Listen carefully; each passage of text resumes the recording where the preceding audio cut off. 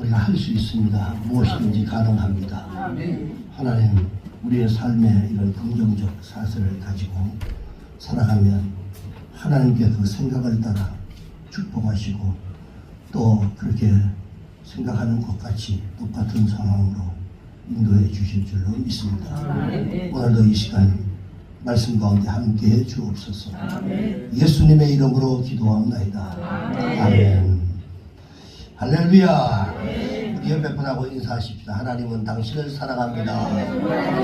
나도 당신을 사랑합니다. 할렐루야. 사랑합니다 라고 하는 거, 여러분, 우리가 누구에게인가부터 이게 사랑을 받는다 라고 하는 것은 굉장히 기분 좋은 일이죠. 행복한 일이고 또 축복된 일이라고 우리가 말할 수 있습니다. 우리가 건강한 이런 신앙생활을 하기 위해서는 가장 필요한 것 중에 하나가 뭐냐면 절대 긍정의 자세입니다. 그래야만 건강한 이런 그 신앙생활을 할 수가 있어요.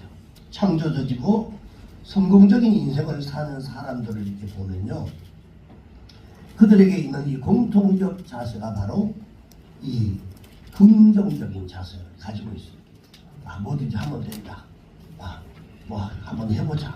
낙심하는 것이 아니라 뭔가를 우리가 도전해보자. 뭐 이런 생각을 가지고 있는 사람들이 물론 실패가 있겠지만 그럼에도 불구하고 성공적인 인생을 살아가는 모습들을 볼 수 있습니다. 자, 우리가 이 긍정적인 자세와 이 관련한 5가지 원리들이 있는데 이 원리들을 간략하게 생각해 보려고 합니다. 그 첫째는 이 긍정적인 자세라고 하는 것은요, 매사에 희망을 갖는 겁니다. 희망을 갖는 거. 늘 희망을 가지고 사는 사람은 긍정적인 삶을 살아갈 수밖에 없죠. 어떤 어려움이 있어도 그 어려움을 이길 수 있다고 생각하고 미래에 대한 이런 희망을 예견하고 말하고 사는 이러한 자세가 바로 긍정적인 자세입니다. 그래서 긍정적인 사람은 항상 좋은 것을 보고 장점만 봅니다. 반면에 부정적인 사람은요, 환경을 원망하고 불평하고 그리고 자기 자신의 미래에 대한 이런 비관하고 그리고 부정적으로 보는 사람을 바로 이 부정적인 사람이다, 이렇게 말을 합니다.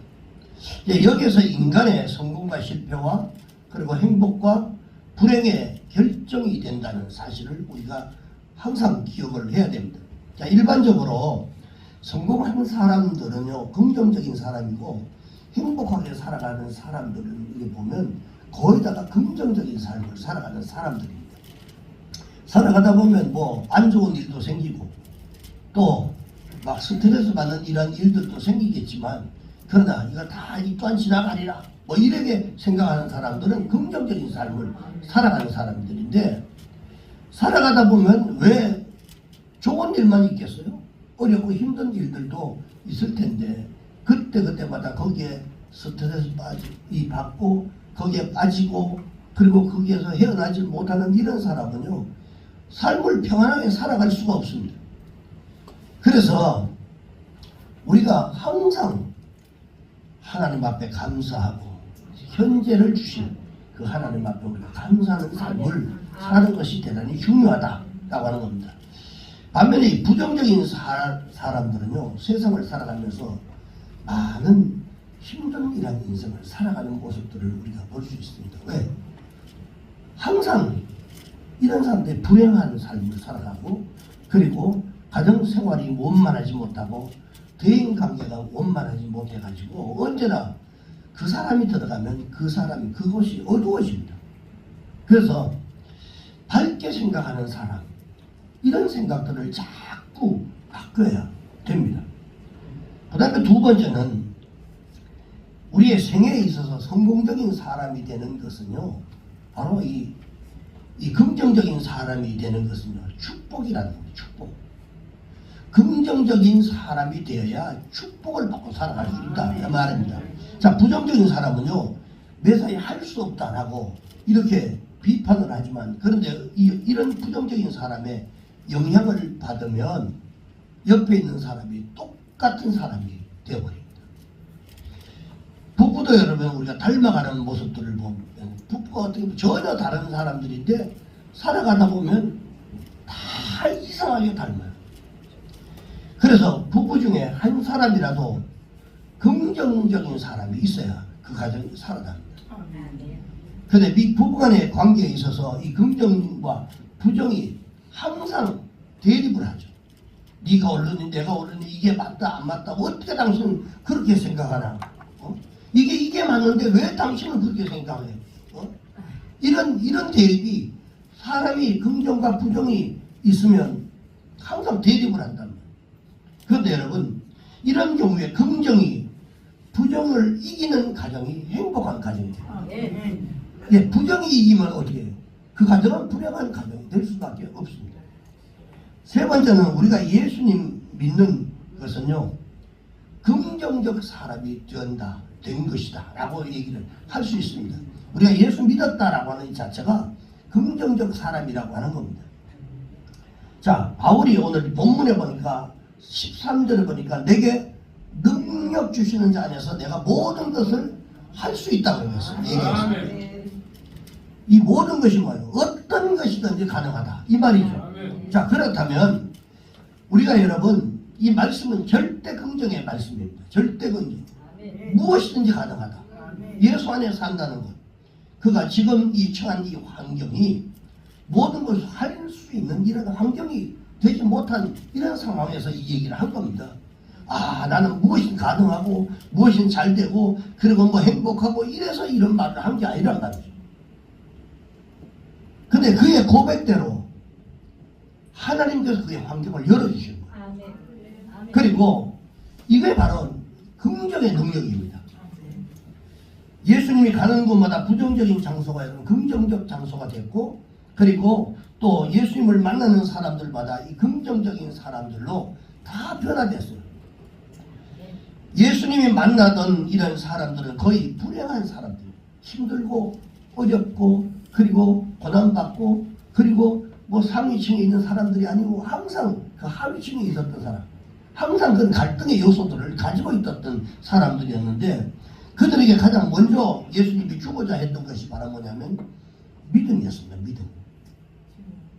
믿음을 가져야만 긍정적 삶을 살아갈 수 있는데, 믿음을 가지면 이 성경 안에 있는 모든 긍정적 하나님의 약속이 축복이 그 속에 담겨 있기 때문에 믿음만 가지면 긍정적 사람으로 바뀔 수 있단 말이에요. 자, 믿음이라고 하는 게 그럼 뭡니까? 믿음의 자체가 절대 긍정적 자세를 그 속에 내포하고 있다라고 하는 겁니다. 할 수 있다, 하면 된다, 해보자, 반드시 된다, 하나님 내게 약속해 주셨던 것은 반드시 이루어진다. 자, 이런 등등 이 모두가 다 긍정입니다. 긍정. 그 다음에 네 번째는 긍정적인 사람이 되면 당연히 하나님 앞에 충성하고 헌신하는 사람으로 바뀔 수 있습니다. 사람들의 사회생활과 이 신앙생활, 이런 인간관계를 여러분 자세히 들여다보면 여러분 긍정적인 사람은 되게 충성하고 헌신하는 것을 알 수 있습니다. 아, 이건 당연히 우리를 위해서 몸 바쳐 피 흘리신 주님이 직접 몸된 교회다라고 생각하면 당연히 헌신하고 봉사하겠죠. 교회 생활도 이렇게 보면요, 긍정적인 사람이 교회에서도 충성하고 여러분 헌신하는 모습들을 우리가 볼 수 있습니다. 그리고 덕을 세우기도 하고, 그래서 자기 자신을 행복하게 만들고 살아가는 것을 볼 수 있습니다. 부정적 사고를 가지고 있는 사람은요, 그 자체로도 자신을 힘들게 해요. 부정적 자세가 그 생각이 자기 자신을 더 오히려 힘들게 한단 말이에요. 왜? 여러분, 내 자신이 부정적 사고 때문에 나를 힘들게 하고 있다 라고 한다면 여러분, 이것은 긍정의 사람으로 반드시 여러분 바꾸셔야 돼요. 바꾸지 않으면 평생 아름답고 좋은 이러한 세상을 맛보지 못하고 끝나버립니다. 늘 그런 속에서 살아가기 때문에. 그래서 여러분, 똑같은 설교를 들어도 여러분 긍정적인 사람은요 은혜를 받는데 부정적인 삶을 살아가는 사람은요 거기서도 흠잡을 거 생각하다가 은혜를 잊어버립니다. 은혜를 못 받아요. 아 오늘 목사님이 이 설교를 참 하나님 오늘 목사님이 입술을 통해서 주시는 말씀을 통해서 내게 어떤 말씀을 하실까, 내게 어떤 응답을 주실까 뭐 기대하고 아닙니다. 목사님 오늘 타이가 조금 뭐 좀 틀어지고 그다음에 머리가 좀 앞으로 좀 내려오고 좀 뒤로 좀 넘겼으면 좋겠는데 뭐 이러고 오늘 색깔이 오늘 좀 잘 안 맞다 뭐 이러면 은혜를 못 받는다. 그런데 그래도 은혜를 받는 사람은 좀 삐뚤려도 그래도 넥타이 오늘 멋있네. 그럼 오늘 또 멋있다. 뭐 이런 생각을 하면 그래도 괜찮아요. 뭐 웃으려고 하는 얘기지만 이런 것들이 다 긍정적 사고와 부정적 사고에 이런 그 관계가 되어 있단 말이에요. 그래서 여러분 그런 사람에게는 은혜가 주어질 공간이 없어요. 그래서 정말 이거 보면 안타깝습니다. 안타깝고 저는 그런 모습을 보면서요 긍정과 부정은요 습관이다 이렇게 볼 수 있어요. 습관. 삶의 습관입니다. 그럼 습관은 뭡니까? 습관을 바꾸면 된단 말이에요. 바꾸면 행복해지는 거예요. 그리고 성공할 수 있습니다. 행복해질 수 있는 거예요. 이게 바꿔야 된단 말이에요. 그래서 저는 그런 모습에서 이렇게 습관이라는 것을 알았는데 부정적 습관이 몸에 배어 있으면요 자신의 인생은 망가졌거든요. 빨리 우리가 깨트려야 하고요.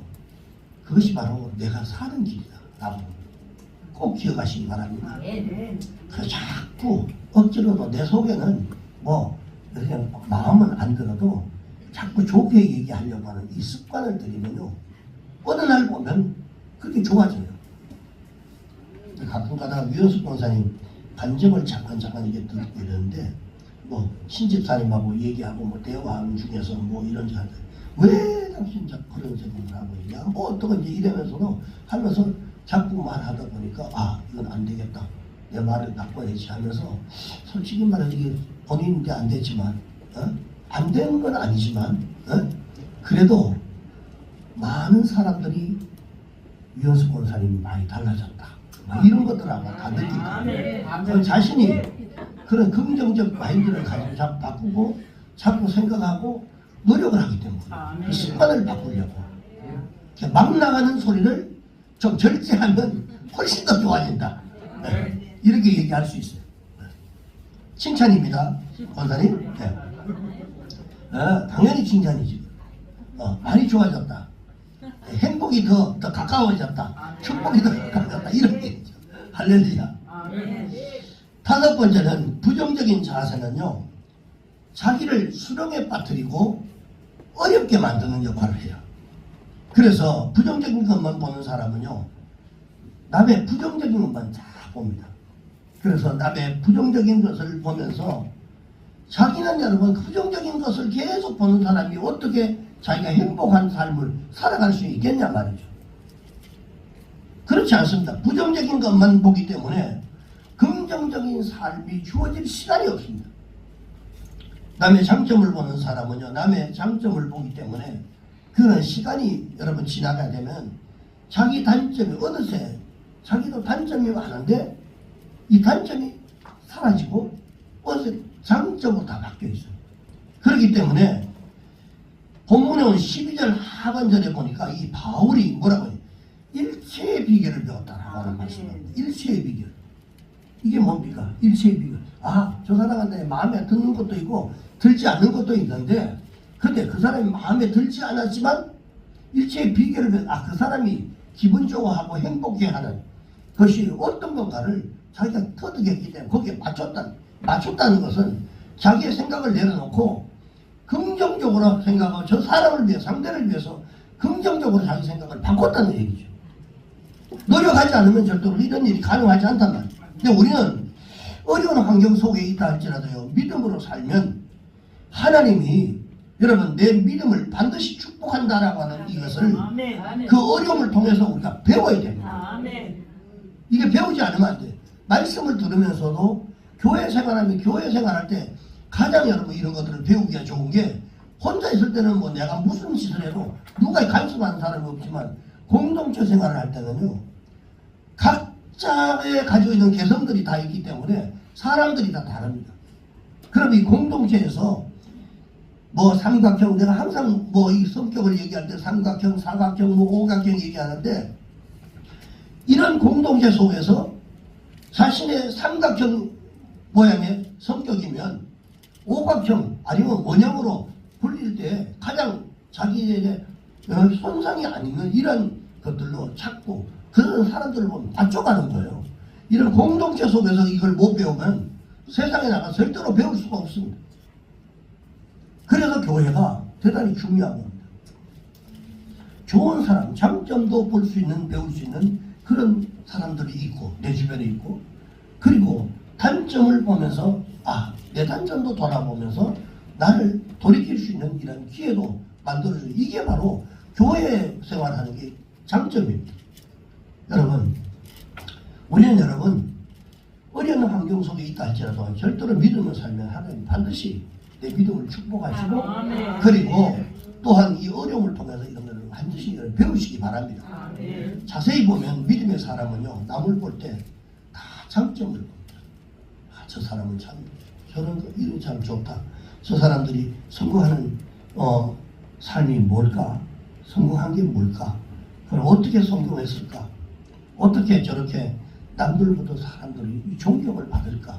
뭐 이런 생각을 하면서, 이런 장점을 생각하는 사람은요, 자기도 그 장점을 나도 저렇게 살았으면 좋겠다, 나 저렇게 좀 바꿔줬으면 좋겠다, 이런 게 자꾸 사모하게 되고, 결국은 그 장점 때문에 성공적인 인생을 살아갈 수밖에 없습니다. 그리고 하나님이 그렇게 환경을 만들어줘요. 우리는 이 절대 긍정의 사람이 되도록 최선을 다하고 신앙생활을 해야 될 줄을 믿습니다. 성경의 대표적인 긍정적 사람이 누구냐? 사도 바울입니다. 사도 바울. 그가 언제 어디서나 긍정적 태도를 가지고 적극적으로 인생을 개척했던 사람 중에 한 사람인데, 이 사도 바울의 삶을 보면요, 그는 처음 가난했습니다. 물론 부모 잘 만나서 뭐 열심히 공부하고 최고의 학식을 가지고 했었지만 그건 자기의 노력입니다. 지난주에 우리가 김미경 그 강사의 얘기를, 뭐 공부 잘하는 게 뭐 타고난 겁니까? 아니면 노력입니까? 노력이에요. 노력. 타고난 거 아니에요. 다 노력이에요. 그래 여러분 보면 이게, 그는 가난했고, 그리고 가정도 없이 위로받을 사람도 없었어요. 자기 옆에. 하나님 안에 들어와서. 그리고는 항상 나그네로 지냈고, 거의 반생을 굶고, 그리고 헐벗고 감옥에서 살았던 사람입니다. 휴일을 하다 보니까 이제 이렇게 됐어요. 그러면 충분히 우리가 부정적인 생각을 가질 수 있는 이런 인물이었어요. 그런데 그가 그런 답답한 현실 속에서도 그가 현실을 절대로 원망하지 않고 탄식한 적이 없습니다. 성경에 보면 언제나 희망적이었단 말이에요. 전 삶을 언제나 환경에 매이지 아니하고 가장 좋은 것으로 자꾸 어려운 것들을 바꾸면서 살아갔던 사람이 바로 이 사도 바울이었어요. 뭐 우리가 잘 아는 대로 뭐 태장도 뭐 38대 맞고, 그 다음에 또 뭐 공격 뭐 죽이는 사람들, 이 바울을 죽이라 해가지고 공격자들을 만들어가지고 막 자기의 위험도 했고, 강에서 빠지고 절벽에서 떨어지기도 하고, 이런 수많은 어려움 속에서도 막 이 정도 되면, 아니 예수 믿는다고 뭐 하나님 믿었더니 이렇게 되게 어려움이 와, 그리고 포기할 만도 안 돼. 절대로 그런 생각 한 적이 없어요. 성경에 보니까 이게 위대한 거 아닙니까? 만약에 여러분들이 철저하게 정말 이런 어려운 고립된 이라는 인생을 살아가는데 불평하지 않고 살아간다, 이 자체가 위대한 거 아니겠어요? 감옥을 별장으로, 고난을 영광으로, 슬픔을 여러분 슬픔의 눈물을 찬란한 빛나는 진주로 이 만들면서 이 사도 바울은 언제나 나쁜 것을 좋은 것으로 만들면서 살아갔던 사람이 바울이었어요. 자, 이처럼 이 사도 바울은 부족한 환경 속에서도 언제나 좋은 것을 누렸기 때문에 축복된 존재로 살았던 겁니다. 여러분, 가만히 우리가 생각해 보면 사도 바울의 그런 자세가 참 은혜 받은 사람들의 자세가 아닌가 생각을 합니다. 우리가 여러분 진짜 하나님으로부터 은혜가 주어지면 이렇게 살아갑니다. 내가 하나님이 내게 주신 내 존재가 뭔지 우리가 다 아는데, 우리는 이 사도 바울의 삶을 통해서 이런 자세를 배우고 이 은혜가 여러분들에게 있기를 주의 이름으로 축복합니다. 아멘. 자, 그러면 어떻게 사도 바울이 이런 긍정적인 이런 믿음을 가질 수 있었는가라고 하는 게 중요하겠죠. 고린도 후서 4장 7절에서 11절 말씀에 보니까요, 이 사도 바울이 긍정적인 자세를 가질 수 있었던 그 이유와 이러한 자세를 통해서 얻게 되는 열매가 뭔지를 말씀해 주고 있습니다. 우리 다 같이 한번 앉지만 한번 읽어봅시다. 시작. 우리가 이 보배를 질그릇에 가졌으니 이는 심히 큰 능력은 하나님께 있고 우리에게 있지 아니함을 알게 하려 합니다. 우리가 사방으로 우겨쌈을 당하여도 쌓이지 아니하며 답답한 일을 당하여도 낙심하지 아니하며 박해를 받아도 버림바 되지 아니하며 거꾸로 뜨림을 당하여도 망하지 아니하며 우리가 항상 예수의 죽음에 몸에 짊어짐은 예수의 생명이 또한 우리 몸에 나타나게 하려 합니다. 우리 살아있는 자가 항상 예수를 위하여 죽음에 넘겨짐은 예수의 생명이 또한 우리 죽을 육체에 나타나게 하려 합니다. 아멘. 자, 긍정적 자세 관련해서 오늘 이 말씀이 교훈하고 있는 것이 뭐냐면, 첫 번째가 우리 안에 예수님이 계시면 우리는 반드시 긍정적인 사람이 될 수 있다라고 하는 것을 여기서 얘기합니다. 자, 바울이 우리와 똑같은 성정을 가지고 있었던 사람이에요. 먹지 않으면 배고프고 매 맞으면 아픈 사람이었는데, 그런데 어떻게 그가 매사에 긍정적인 이런 삶을 살아갈 수 있는 사람으로 바뀌었을까라고 하는 겁니다.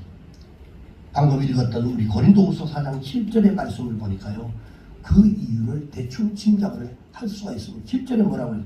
우리가 이 보배를 질그릇에 가졌으니 이는 심히 큰 능력은 하나님이 있고 내게 있지 않고 하나님께 있다라고 해요. 그래서 우리에게 있지 아니함을 알게 하려 합니다. 자, 사도 바울이 먼저 자기 자신을 질그릇과 같은 이런 존재로 여겼습니다. 그런데 그 질그릇과 같은 자기 안에 보배이신 예수님이 계심으로써 하나님으로부터 주어지는 이런 큰 능력을 얻게 되었다라고 하는 이 고백을 그가 하고 있는 겁니다. 자, 여기서 우리는 중요한 원리 하나를 깨달을 수가 있게 되는데, 이것은 바로 우리가 은혜 받기 위해서 질그릇 의식을 가지고 있어야 된다라고 하는 겁니다. 질그릇. 왜 우리에게 질그릇 의식이 필요하냐? 그것은 여러분, 우리의 무능함을 알아야만 하나님의 전능하심이 나타나기 때문입니다. 내가 잘났다 하면 하나님 거기서 역사할 수가 없어요. 하나님, 내가 부족합니다. 난 연약합니다. 나는 아무것도 할 수 없습니다. 주님께서 나를 도와주시지 아니하면 나는 아무것도 할 수 없는 그런 연약한 존재입니다. 라고 했을 때 주님이 그때 약할 때 곧 강합니다. 여러분, 우리가 하나님 앞에 항상 우리의 부족함, 연약함을 항상 고백하셔야 됩니다. 하나님이 이 질그릇 속에 보화를 담기를 원하고 계셔요. 여러분 속에 보화를 담으십시오. 그 말은 포장도 중요하겠지만 내용이 훨씬 더 중요하다라고 하는 것을 여기서 말씀하고 있습니다. 겉모양 중요하지 않습니다. 겉으로 보이는 건 사람에게는 필요하지만 하나님은 그 중요시 여기지 않습니다. 그 속에, 내면 속에 무엇이 있는가를 대단히 중요하게 보신다는 것입니다. 사람은 금그릇 좋아합니다. 외적인 것들을 번쩍번쩍한 거 좋아하지만, 여러분, 하나님은 오히려 그 금그릇 속에 있는 것을 여러분 원하지 않아요. 답답해하죠. 그 질그릇 속에 계셔야 하나님의 존재가 더 많이 나타나기 때문에 그렇습니다.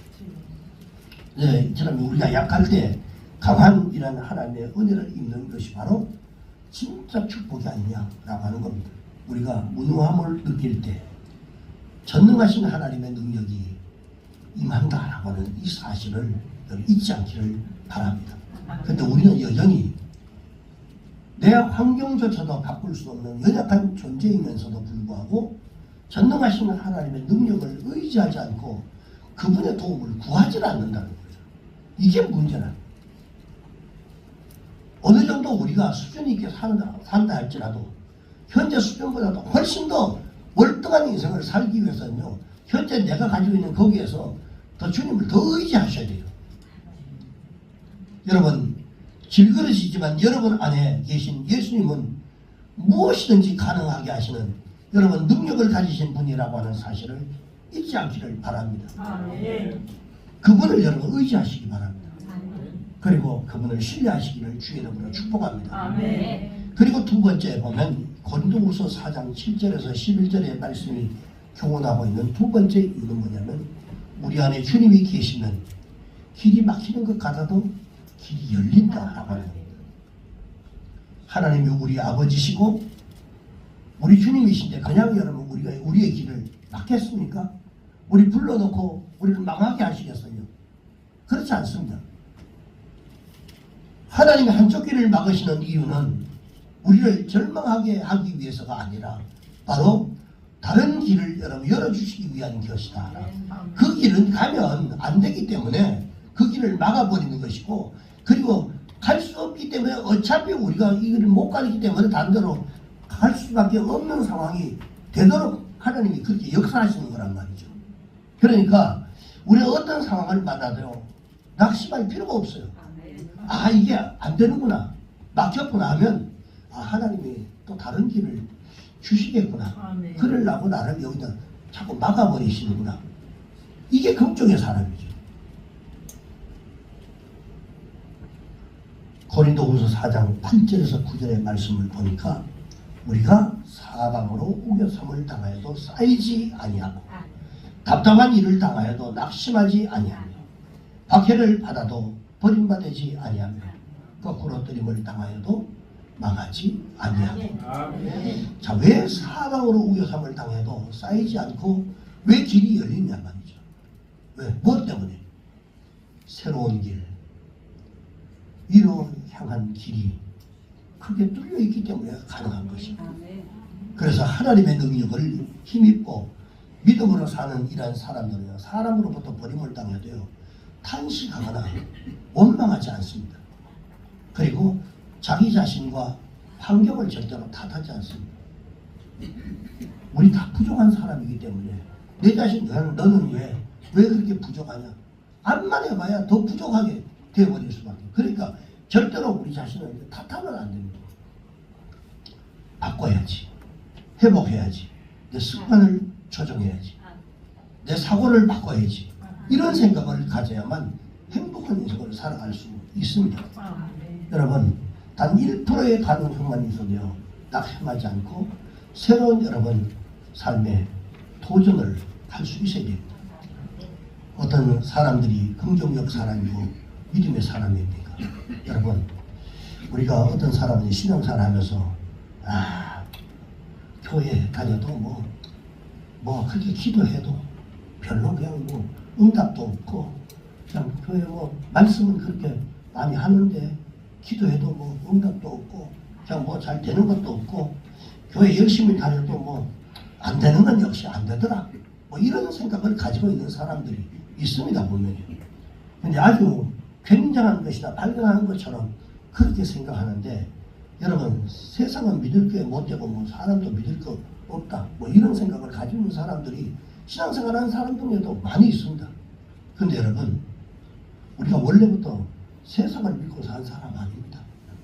세상을 믿고 살아서 뭐 세상 말로 피보는 일들도 많았고, 그러면서 결국은 우리가 주님 앞에 오는 동기들이 거의 다 그런 어려운 환경 속에서 주님을 찾을 수밖에 없는 상황이 됐기 때문에 주님 앞에 온 사람들이 거의 다. 자, 그렇다면요. 그래서 우리가 뭐 형제도 소용없고 뭐 어떤 뭐 이런 말은요. 자신을 여러분 자신에 대해서 부끄러운 고백입니다. 오죽하면 형제도 소용없고 형제들과 연합하고 하나 되지 못하고 그렇게 됐다는 것은 이건 자신이 잘못 살았다는 얘기밖에 안 되는 거예요. 그걸 돌아볼 수 있어야 돼요. 우리는 아무리 형제로부터 어려움을 당해도요. 그 형제가 좋다고 우리는 말할 수 있어야 돼요. 이게 그리스도인입니다. 뭐 헐떡고 누구 그런 거 하면 안 됩니다. 근데 우리는 형제와 이웃을 믿음의 대상이다. 여러분 이용의 대상으로 삼으려면 안 됩니다. 사랑의 대상으로 삼으면 우리는 항상 사랑해야죠. 사랑하는데 거기에 뭐 잘못된 것이 보이고 그렇지 않죠. 사랑하면. 오늘 이 아침에 여러분의 마음에 여러분 새롭게 결단하는 그런 시간이 되었으면 좋겠어요. 누가 나를 버릴지라도 절대로 배신감을 느끼지 않도록 하기 위해서 그리고 우리는 믿음으로 하나님 안에서 긍정적인 신앙의 모습을 가지고 살아야 되겠다라는 이 결단을 여러분 하시기를 주의 여러분으로 축복합니다. 그야말로 행복한 인생을 살아갈 수 있습니다. 자기 확대하지 않습니다. 마지막 세 번째로는 긍정적인 신앙인이 되는 가장 바른 길이 뭐냐면 말씀 앞에 순종하는 길입니다. 고린도후서 4장 10절에서 11절 말씀을 보면 아까 읽었던 얘기인데 우리가 항상 예수의 죽음을 몸에 짊어지면 예수의 죽음을 우리 몸에 짊어졌대. 말씀을 계속 있다 보니 이해가 안 갔어요. 아니 예수의 죽음을 왜 자꾸 우리 몸에 자꾸 짊어졌다고 얘기하나? 근데 예수의 생명이 또한 그걸 짊어져야만 예수의 생명이 또한 우리 몸에 나타나게 하기 위해서 그걸 져야 된다는 얘기예요. 근데 우리가 살아있는 자가 항상 예수를 위하여 죽음에 넘겨짐은 예수의 생명이 또한 우리 죽을 육체에 나타나게 하려 함이라고. 자, 사도 바울은 자기는 죽고 주님이 나타나기를 항상 여러분 원했어요. 우리도 매일 우리 자신의 죽음을 통해서 주님이 자꾸 드러나야 돼요. 주님이 영광 받는 것이 곧 우리가 영광 받는 것입니다. 근데 우리가 매일 우리 자신을 죽인다는 말이 무슨 말입니까? 이것은 하나님의 말씀 앞에 자신을 순종하고 사는 삶을 얘기합니다. 말씀 앞에 내 뜻이 있지만 나를 죽이고 하나님의 말씀 앞에 순종하면서 자기를 죽여야만 말씀이 역사하기 시작하기 때문에 그렇습니다.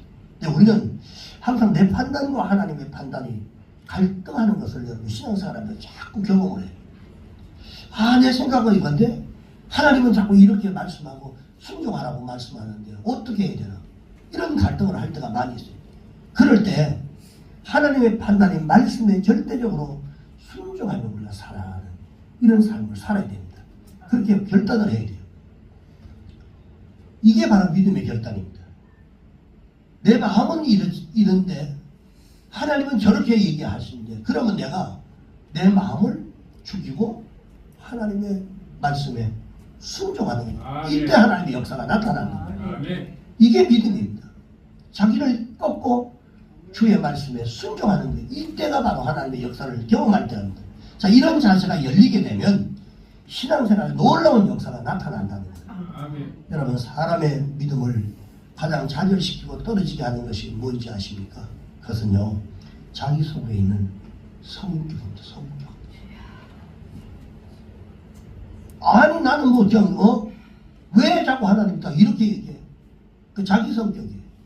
그리고 자기 속에 있는 똑똑함. 아니 내가 생각할 때 이거 아닌데 왜 하나님은 이렇게 말씀하시지? 그리고 자기 속에 있는 판단, 성격, 똑똑함, 판단 이런 것들 그리고 자기 속에 잘남 이런 것들 하나님 앞에 내려놔야죠. 감히 하나님 앞에 드러내요. 하나님이 가장 미련한 것이 사람의 가장 똑똑한 것보다 낫다고 했어요. 우리가 알면 얼마나 알고요. 잘나면 얼마나 잘났어. 우리는 하나님 앞에 겸손히 서서 말씀에 순종하며 사는 것이 가장 중요합니다. 아멘. 말씀을 마무리합니다. 우리가 세상에 나가서는 정말 똑똑하게 살려고 노력해야 돼요. 세상 사람들이 볼 때는 그렇게 살아야 됩니다. 그런데 하나님 앞에서는 예하는 모습을 갖출 수 있기를 바랍니다. 아멘. 저는 우리가 긍정적인 시각을 가지고 매사에 순종하는 삶을 살아가면 하나님이 감동하시고 그러면 반드시 응답의 역사도 나타난다는 사실들을 여러분 꼭 기억하시기 바랍니다. 아멘. 그래서 항상 절대 긍정적인 믿음의 자세로 순종할 때 하나님이 여러분들을 기억하시고 감동하셔서 여러분의 인생을 회복하는 기적의 역사가 여러분의 인생 가운데 나타날 줄로 믿습니다. 아멘. 모두가 그런 인생을 살아가시기를 주의 이름으로 축복합니다. 아멘. 기도하겠습니다.